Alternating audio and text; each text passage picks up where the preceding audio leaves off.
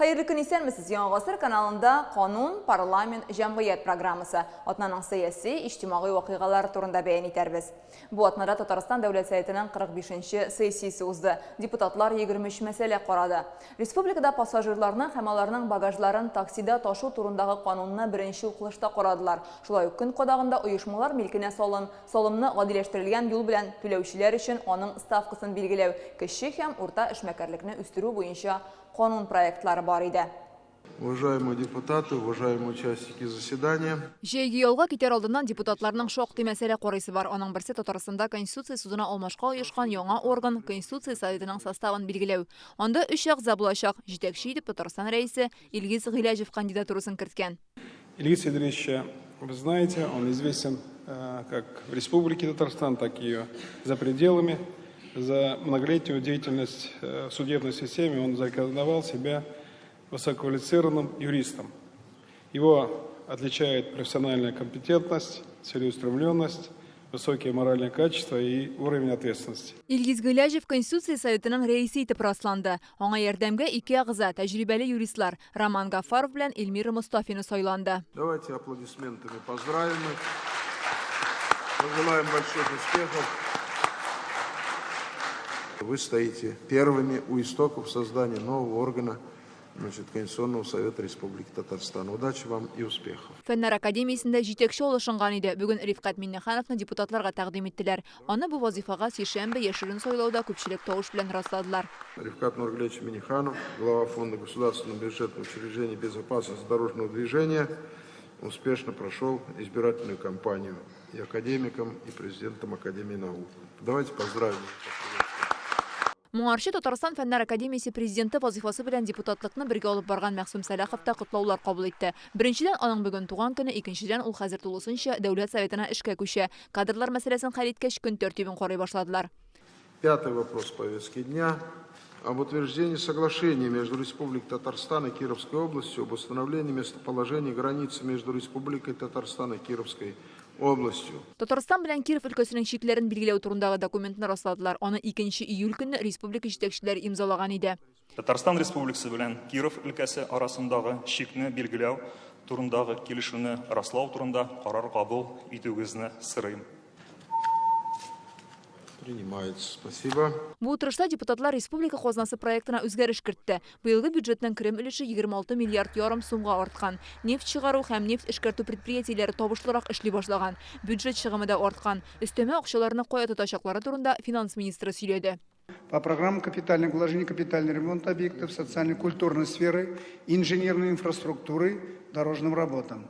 Шул ук вакытта бюджет кытлыгы артып 45 миллиард сумга җитәчәк. Большая сумма. И у меня, конечно, вопрос, мы обеспечены ли, чтобы покрыть этот дефицит? Дефицит бюджета полностью источниками обеспечен. Депутатлар айруча кызыксыну белән такси турындагы закон проектын карады. Россиядә 1 сентябрьдән шундый закон гамәлгә керә. Аның берничә пунктын төбәкләр тәгаенләштерергә тиеш. Транспорт министры әйтүенчә, хәзер таксида үз мәшгульләрдә эшли алачак. Заказ бирү, халыкны йөртүчеләр һәм автомобильләр реестры булдырылачак. Әле булмаган хәл хәзер барлыкка киләчәк. Мәсәлән, кеше жүргәндә андый-мондый хәл булса, ущерб здоровью дип әйтәләр инде. Менә шул вопросларны элек белмиләр, пассажир кайда язарга, кемгә эндәшергә. Бөтен хатлар җә министерствога язылады, җә судка сразу җибәрәләр.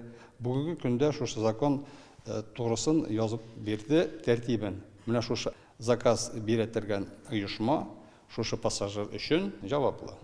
Демәк, үзгәрешләр аларның җаваплылыгын арттырачак. Икенче яктан күләгәдән чыгарга тәргеш бирәчәк. 2017 елда бездә таксида 8000 машина теркәлгән булса, хәзер 3000 ярымга калган. Рәсми эшләмичә табышны яшерәләр, салым түләмиләр. Бу закон моны чикләр дип өметләнәләр. Ә депутатлар халык өчен такси хакы артмасмы дип кызыксынды.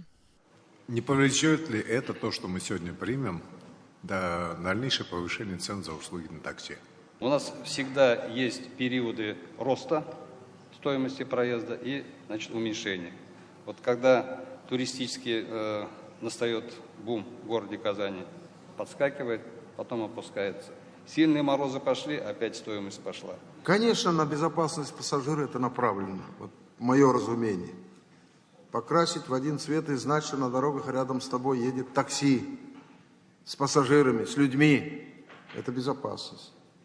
И особых удорожаний тут я не вижу, значит, так, чтобы отказаться от такой возможности обезопасить людей, пользующихся такси. Министр бүгін халыққа транспорт хезмәте күрсәтү буенча хисап тотты. Бір ел ішінде 34 мең гозер алынган. Шуның 24 меңе уңай хәл ителгән. Автобуслар паркы яңарачак, диде министр. Ульян өлкәсе белән ике арада электричка йөри башлаган. Шәһәрара автобусларда билет хакы кыйммәт депутатлар бәя буенча тулы анализ сорадылар. Шулай ук Мәскәү белән Казан арасындагы поездларда Сәйдәш маршын кайтарырга тәкъдим иттеләр.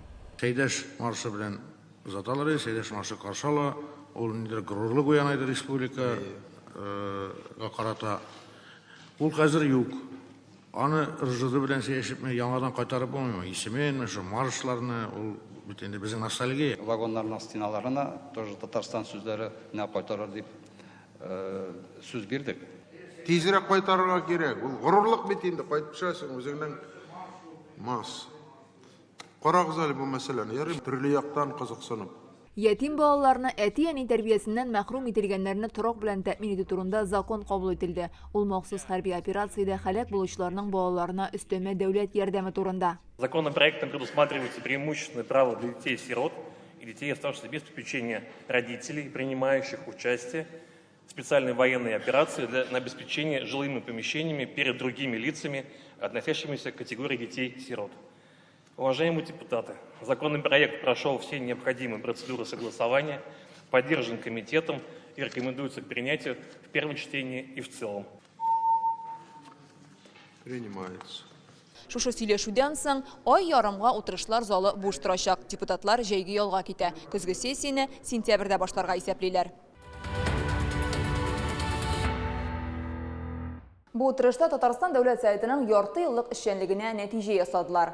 Беренче ярты еллыкта нинди канун проектлары каралган? Бу хакта Фәрит Мөхәммәтшин журналистларга бәян итте. Матбугат конференциясеннән безнең репортаж. Язгы сессия вакытында Дәүләт Советында 6 утырыш узган. Депутатлар 140 мәсьәлә карый, 56 закон һәм 200-дән артык карар кабул итә. Алар икътисад, социаль тормыш, бизнес, халыкның тормыш дәрәҗәсенә кагыла. Аерым игътибар махсус хәрби операция мәсьәләләренә бирелгән. Очень люди отзывчивые у нас. Много гуманитарного груза направлено. От себя отрывают, понимая это дело. И деньгами, и материально, и финансово. Мы поддерживаем всех участников боевых действий, участников специальной военной операции. И они нам благодарны и признательны. Фәрит Мөхәммәтшин матбугат очрашуын яхшы яңалык белән дәвам итте. Дәүләт Советы Россиядә мәгълүмати яктан иң ачык парламент булып танылган. Ярты елда депутатлар 2600 кешене кабул иткән, 6800-дән артык мөрәҗәгать каралган. Это я впервые такой документ за много лет получаю. О том, что мы с вами, благодаря вас, вашей деятельности, мы стали открытыми для населения нашей республики, да и всех в целом федерального центра. Мы с вами в тесной связи. Я благодарю и Макуеву Резиду Галимзяновну с ее командой, конечно, вас, которые через ваши информации своевременные освещают деятельность парламента, да и жизнь всей республики, социальную, экономическую, другую, молодежной среди принятые законы, которые служат нашей республике.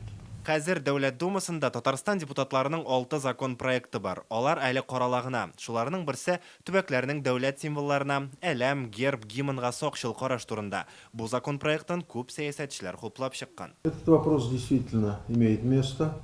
Федеральный законодатель принял постановление об уважительном отношении к госсимволам.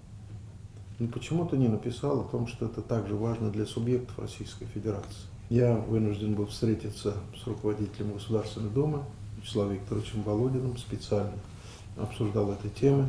Собрали руководителей фракций Государственной Думы. Полагаю, что мы добьемся в ближайшее время уважительного отношения к символам субъектов Российской Федерации. 17 июльдән депутатлар ялга китә, әмма яңа закон проектлары билгеле инде. Аларның берсе яшь буында ватанпәрвәрлек тәрбияләүгә кагылышлы булачак. Патриотик булырга кирәк икәнен күренеп тора бит. Нигә дигәндә, безгә каршы чыккан илләр менә шушындый күп милләтле, республикаларға ихтибарын арттырып, ниндейдир ауырлық кетерге тырышалар. Менә шуны аңлатып, шушының жауаплыгын сизеп, күп кенә институтларны моңарга кертеп ушып, шушы закон нигезендә бу мәсьәләгә ихтибарны арттырырга дигән ният белән көз көне җыелабыз. Киләсе елда Дәүләт Советына 7-нче чакырылыш депутатлар сайланачак. Фәрит Мөхәммәтшин анда катнашырмы? Кабат парламент башлыгы булырмы? Журналистлар бу сорауны аның үзенә бирде. Жена сказала: "Җитте сиңа". Хватит, говорит Фарид. Давай, значит, может быть, я наверняка не буду выдвигаться. Посмотрим, как ситуация. Я буду советоваться и с Шаймиевым, и с Минихановым Рустамом Нургалеевичем, как обстановка будет в стране. И думаю, что, несмотря на огромный опыт, который, извините за нескромность, у меня есть, я 25 лет председатель парламента, работа в правительстве, премьер-министром, вице-премьером, министром в правительстве Республики Татарстан, а до этого работа в Альметьевске, первым секретарем Загорком партии, председатель горисполкома. Это вся публичная жизнь моя перед глазами. Она, конечно, и опытом накапливала, но и нагрузка чувствовалась большой. Думаю, что надо будет готовить, значит, человека, который, если я не пойду, будет избран, значит, и депутатом, и председателем парламента.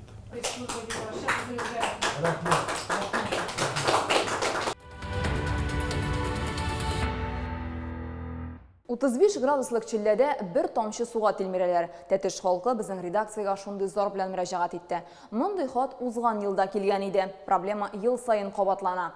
Ашарга эчәргә дә, кирләр юарга да, бакчага сибәргә дә сулары юк. Дәрче район Идел елгасы буенда гына урнашкан. Запаслары да җитәрлек кебек. 18 скважиналары бар. Халык хәлнең мөшкиллеген җитәкчелекнең тиешле чаралар күрмәвенә сылтый. Алар төп сәбәп быелгы җәйнең артык коры килүендә ди.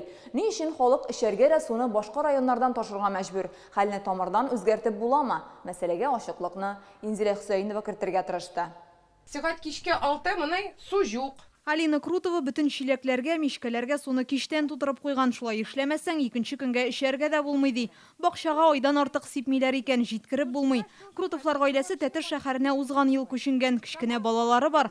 Аны юындыру да, ашарга әзерләү дә проблемага әйләнде диләр. И я не ожидала, что такая проблема может быть в 21 веке. 21 гасырда мондый проблема булыр дип уйламый да идем. Су тамып кына тора, көндез аны бөтенләй явып куялар. Кич белән берничә сәгатькә биргәндә эшәргә дип су җыясымы, кир юасымы, савыт сабаны, баланы кыендырасымы, ул су җитми. У нас квест какой-то проходит вечером, когда нам дают воду, нормальный напор 1,5 часа. Бу проблема 11 мең кешегә кагыла ди Тәтеш халкы. Шушындый хәл июнь ахырында башлана. Кемнәрдер суны чишмәдән ташырга мәҗбүр, кемдер күрше районнардан алып кайта, кемдер краннан тамчылап җыелганын көтә. Район хакимиятенә көндә диярлек мөрәҗәгать юллар икән, гел бер җавап килә. И вот один ответ. Добрый день. К сожалению, ситуация с водоснабжением остается проблемой ввиду наступления сезона полива садовых участков. Әлеге мәсьәлә буенча Тәтешнең үзәк паркында халык җыены узды. Монда 30-40 кеше килгән иде. Шулай ук водоканал башлыгы һәм башкарма комитет җитәкчесе катнашты.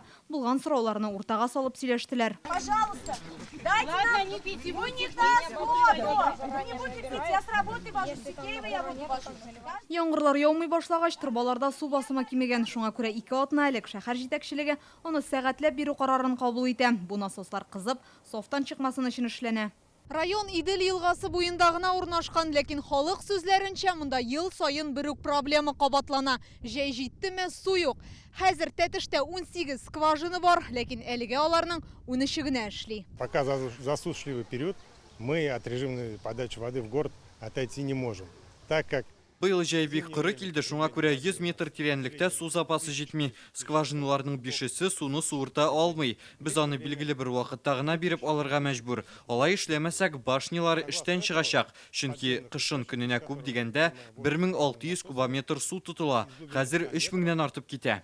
Дебита воды не хватает. Әлегә суны иртәнге 5-тән көндезге 1-гә һәм кичке 6-дан төнге 11-гә хәтле бирәләр. Ләкин халык көндез бөтенебез эштә, кичен барысы да агыза башлагач басым җитми ди. Анда как сибергә напор мени самор бернән ничек агалай да килми. Чишмәгә барабыз инде, әле чишмәгә барырга да транспорт юк хәзер. Картым үлеп китте.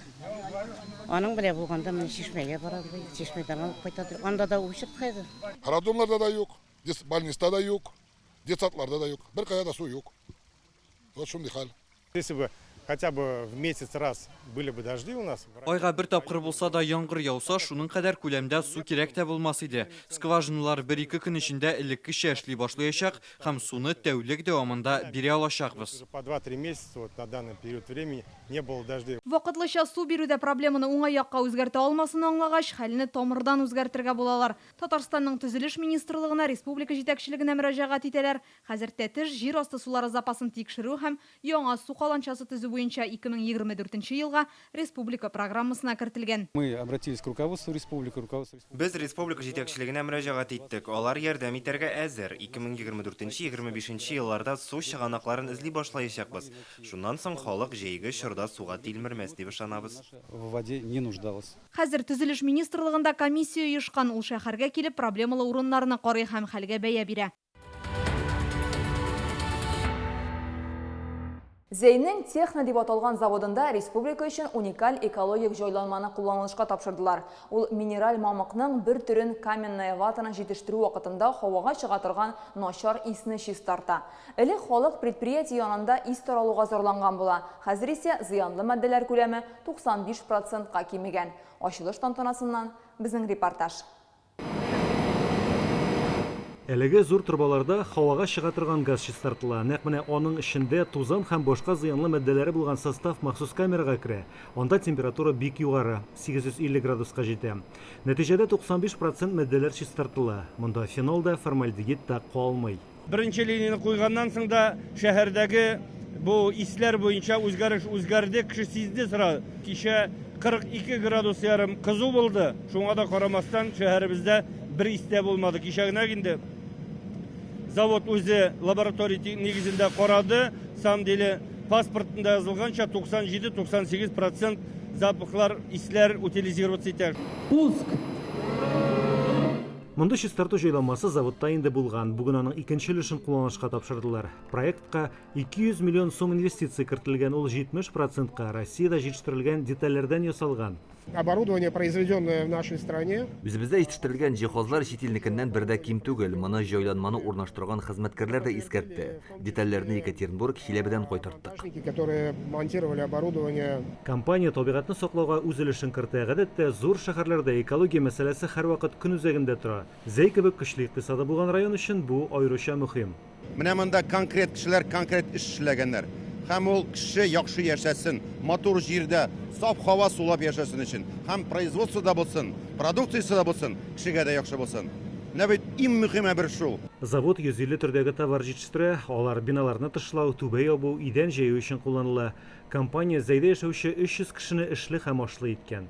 Табигатьне саклау буенча проект алга таба да дәвам ителәчәк диләр. Һавага чыга торган зыянлы матдәләр күләмен гел тикшереп торалар. Мәскәүдә Федерация Советының милләтара мөнәсәбәтләр һәм дини берләшмәләр белән хезмәттәшлек буенча Советы утырышы узды. Аны Федерация Советы рәисе урынбасары Константин Косачев үткәрә. Чарада видеолемтә аша Татарстан дәүләт советы рәисе милләтара мөнәсәбәтләр һәм дини берләшмәләр белән хезмәттәшлек буенча Совет рәисе урынбасары Фәрит Мөхәммәтшин дә катнашты. Аның фикеренчә, илдәге рухи кыйммәтләрне ныгытуда күп милләтле Россия халкының нигезен тәшкил иткән гореф-гадәтләрне саклау һәм үстерү аерым роль уйный. Фәрит Мөхәммәтшин гаилә кыйммәтләрен ныгытуга аерым тукталды. Әхлак кагыйдәләре башта нәкъ менә гаиләдә, аннары мәктәпләрдә һәм мәгариф учреждениеләрендә формулаша ди ул. Я хочу, знаете, проект решения добавить одну строчку. С моей точки зрения, повышение внимания требует, в том числе в формате Совета, к пропаганде традиционных семейных ценностей. Мы недавно выездное заседание Президиума Госсовета провели в районе и еще раз убедились, что изначально все закладывается в семье, а затем школа и так далее.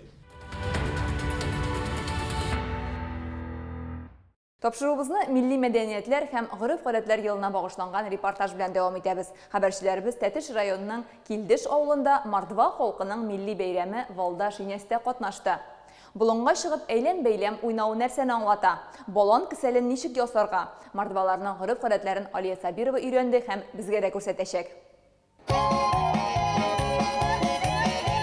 Шквалды шиняс яқты күн деген аңлата, ул кояш һәм муллык билгесе. Бұрынғы мартвалар иртәнге кояш нурларына башы ятырган була. Елның иң озын көнендә авыл үзәгендә җыелып йолалар башкарганнар. Бу бәйрәм мәҗүсилек вакытыннан ук килгән. Ул чакта халык тормыш чыганагы кояшка табынып, рухлардан мул уңыш сораган. Бәйрәмнең тарихи асылы театральләштерелгән тамашада чагылыш таба. Тюштын яшен һәм сугыш алласы белән җир кызының улы. Бұрынғы риваять буенча кояш нурларын кайтарыр өчен ул төрле сынаулар уза. Монда үз милли моңнарын, гырыф-гадәтләрен, рухи байлыкларын да телгә алалар. Мәйданда Татарстан, Чувашия, Ульяновск һәм Мордовия ансамбльләре чыгыш ясый. Мордова халкының мынаның культурасын, телен, гадәтләрен, гырыф-гадәтләрен менә киләчәк булынга тапшырасы иде. Менә безнең иң дә куелган зур задача дип әйтик, менә шул. Монда бар руслар да, татарлар да, чувашлар да, Мордва да, алар ничектер менә бер халык булып яшиләр. Күп милләтләр булса да, бу үз ягыннан бик шундый уникаль район. Һәм һәрбер халыкка монда игътибар бар. Гомумән безнең республикада һәм Россиядә да шушы халыкларның традицияларына, культураларына, аларны саклау буенча күп кенә эшләр алып барыла. Инде Татарстан һәр вакытта да бу эштә иң беренчеләрдән булып тора. Һәм менә бу Мордва халкының шундый җәйге бәйрәме ул моңа бер мисал булып тора. Алар һәр ел уздыралар. Без инде беренче ел киләбез. Һәр ел аның масштабы арта бара, килүчеләр саны күбәя бара. Үлем киләчәктә дә ул тагын да зуррак чара булып, менә республикадагы яшәгән халыкларның тормышын, тарихын, гырыф-гадәтләрен ача торган һәм балаларны, яшьләрне шуңа тарта торган бер чара булып, зур чара булып китер дигән фикерне әйтәсем килә. Кунакларны өстәл янына җыр белән чакыралар. Монда үләнле чәйдән һәм милли ризыкларыннан авыз итәргә була. Раньше бабушки всегда варили вот это вот, как говорится, мордовский кисель. Бу Мордва халкының милли ризыгы балон киселе. Аны элек-электән үк әзерләгәннәр, файдалы диләр. Башта арышынын кыздырып савытка салалар. Балон киптерелгән алма һәм су өстиләр. Аннан 40 минутка мичкә куярга кирәк. Татлы һәм тәмле ризык килеп чыга. Что это было витамин. Бу витаминлы ризык бит, шуңа аны яратучылар озын гомерле булган, 80-90 яшькә кадәр яшәгәннәр. Алар химиясез табигый продуктлар белән генә тукланучылар. Бу көнне элек-электән пироглар пешергәннәр. Алар түгәрәк, кояш билгесе булып саналган. Гадәттә балан һәм алма белән каймактан. Мордвалар балыкчылык белән дә шөгыльләнгән. Шуңа өстәлдә иң тәмлесе кыздырылган, ысланган, кокланган балык. Кунакларны балык ашы белән дә сыйлыйлар. Очень вкусная уха. Да. Молодцы. Молодцы, ребята. Гадәттә мордвалар бураны 15-17 агачтан кыра. Йортнык булсын өчен аска имән бүрәнәләре өскел эшенә юкәнекен куялар. Ичендә чигелгән сөлгеләр, келәмнәр, көзге һәм рәсемнәр урын ала. Монда Мордва авылы халкының узган гасырның 20нче елларындагы көн күреше чагылдырыла. Йортта аерым бер урынны иконалар куелган киштә алып тора. Мордовской избы, конечно же, является печка. Йортта иң төп әйбер мич. Анда каштым авы дигән Мордва алиһәсе дә яши. Ипи яисә пирог пешергәндә хуҗабикә иң тәмлесен һәм моторын мич алдында калдыра. Шул рәвешле алиһәнең күңелен күрәләр. Халыкның киемендә дә милли үзенчәлекләр зур урын алып тора. Күлмәкләре бала итәкле, тәңкәләр белән бизәлгән. Аларның шыңы, алка, муенсаларныкы белән кушылып, үзенә бер матур көй булып яңгырый. Мария Кунинаның киеме башкаларныкыннан аерылып тора. Паныр дип аталучы күлмәгендә һәр рәсемнең билгеле бер мәгънәсе бар. Шакмаклар җир, нокталар ырлык, дулкыннар су һәм һаваны аңлата. Кияүгә чыкканнан соң хатын-кызлар панга дигән баш киемен кия башлый. Ә муенсаларыбыз начар рухлардан саклый диләр. Нравится то, что все в национальных костюмах. Барысы да милли киемнән килгән, шунсы шадым, шул рәвешле алар үз мәдәниятенә хөрмәт күрсәтә, тарихка игътибар бирә. Мордва халкының бәйрәмендә без беренче тапкыр гаҗәпләнеп йөрибез. Соңыннан кунаклар болынга чыгып, изге чишмә янында әйлән-бәйлән уйный. Ышанулары буенча бу йолада катнашкан һәркем киләсе бәйрәмгә кадәр сәламәт һәм бәхетле була.